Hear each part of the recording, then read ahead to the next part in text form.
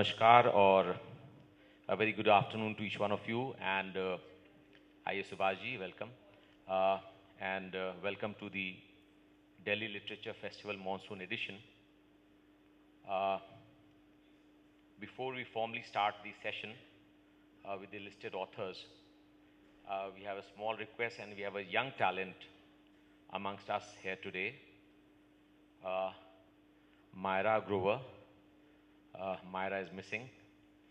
Myra has written a book called The Evolving Mindset, a psychological lens into 21st century youth culture. Currently, she is pursuing her graduation program from UK, right, Myra? So, can we have a round of applause for Myra? She's young. Can I request you to please come on the stage, Myra? And I'll also request.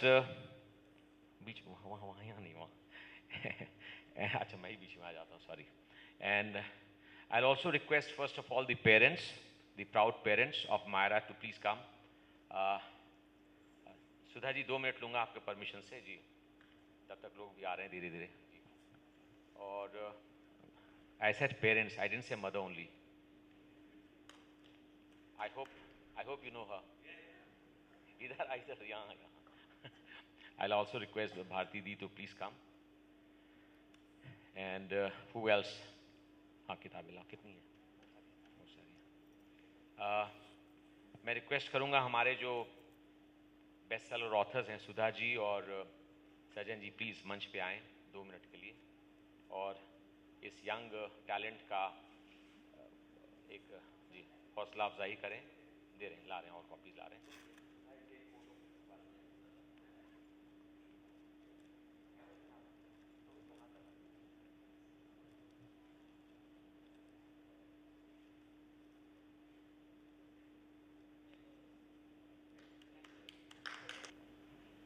So, Myra, heartiest congratulations on this book. And I'll request you to say a few words about what went into writing this book. Firstly, thank you so much, Ajay and thank you so much, Delhi Literature Festival, for giving me this opportunity. Hello, everyone. Officially, my name is Myra Grover, and I'm currently a student at the University of Manchester, going into my second year. I have always believed myself to be a proactive change maker for whom the personal has been the political and the political the personal. So in this book, The Evolving Mindset, a psychological lens into 21st century youth culture, I have drawn a contrast between my perspective on behalf of the youth's perspective and also of all the people that I interacted with along the way. These people include Swami Advait Yoga Bhushan. Who is a spiritual guru and a yoga teacher, Dr. Mickey Mehta, who is a wellness coach, Dr. Anurag Batra, who is the founder of Exchange for Media, Dr. Chirag Cherian, who is the director of a PR relations firm, Perfect Relations, Dr. Jyoti Kapoor, and Dr. Divya Padmanabhan from Singapore University.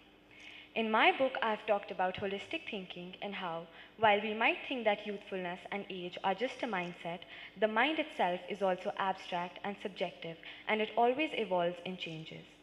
Acharya Yogiji observed how each generation evolves its own unique mindsets and how everyone has a different thought process. He said that even if two people might look at him the same and at the same time, they might perceive him in two completely different ways.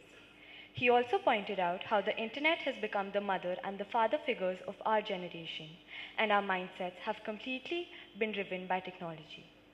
I have also drawn a comparison with the novel which I read, which was inspired by its author Tahammima Anam and her real-life identity struggles, given how her parents were deeply involved with the Bangladeshi liberation crisis.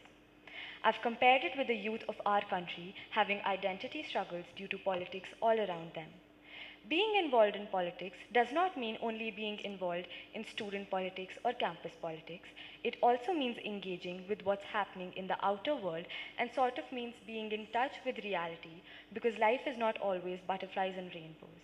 Dr. Mehta pointed out how in India we are highly politicized, whereas in a country like Europe, people work in a more orderly fashion. In India, politics is perceived as a career where you can make money out of it and tell people to go get lost. In fact, if you are at a political hierarchy, while in Europe, politics is not a career. You cannot take any bribes, and you're not allowed to use your influence to get things done which might not be legal. I've also talked about the smartphone effect and how media and tech continue to shape our age mindset. Digital media has been designed in a way not to just give us information, but to give us a pleasurable experience.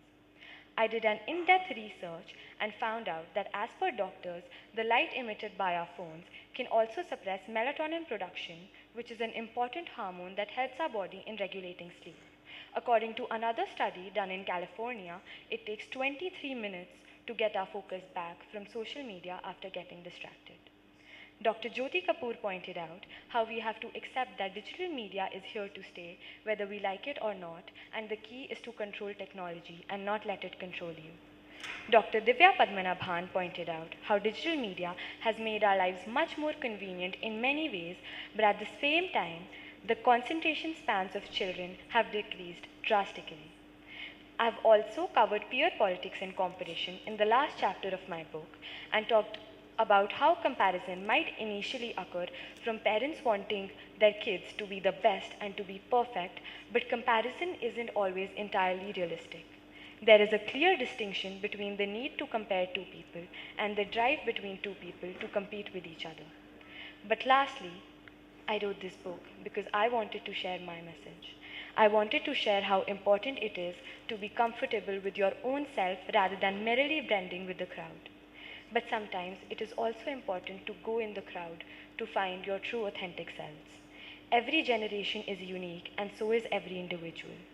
Age, after all, isn't the mindset, but it is universally evolving mindset that can lead to holistic change and development that our society in the 21st century is truly seeking.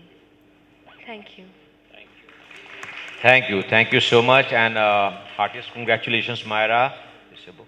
And our best wishes to you for your future, for your academic career and your future. Thank you so much. Thank you. Thank you.